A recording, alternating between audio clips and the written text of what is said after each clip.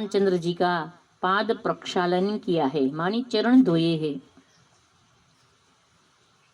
जनक राजा इतने महान, उनके घर पर इतनी संपत्ति थी, इतनी समृद्धि थी कि कोई झाड़ू करने वाला, कचरा निकालने वाला आदमी के घर इतनी संपदा थी जितनी इंद्र के घर पर थी।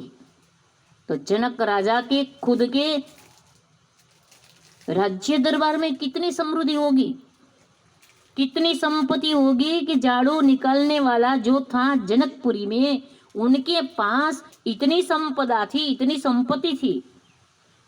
हीरा माणिक सोना मोहर इतने थे जितना इंद्रदेव के पास हो, इसमें कोई संदेह नहीं है।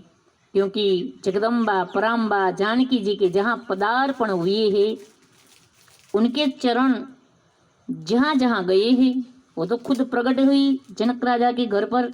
तो जनकपुरी में तो समृद्धि आएगी ही, जहाँ भक्ति प्रगटेगी वहाँ सब कुछ होगा। जनक राजा जी घर जानकी जी का प्रागट्य उनके पुण्य का फल था।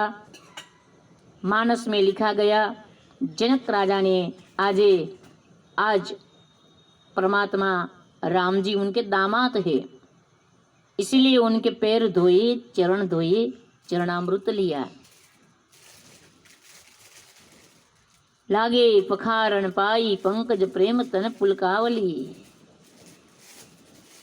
जनक राजा ने चरण धोए, लेकिन तुलसी जी ने आगे एक बात बता दी कि जनक राजा ने केवल राम जी के चरण नहीं धोए, लेकिन अपने जो सामने वाले थे दशरथ राजा, राम जी के पिताजी का, सियाजू के ससुर का भी पाद प्रक्षालन किया, चरण धोए।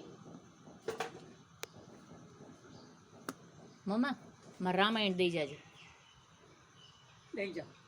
क्या मार सेटी पर ये गुलाबी खेती पर धोइए।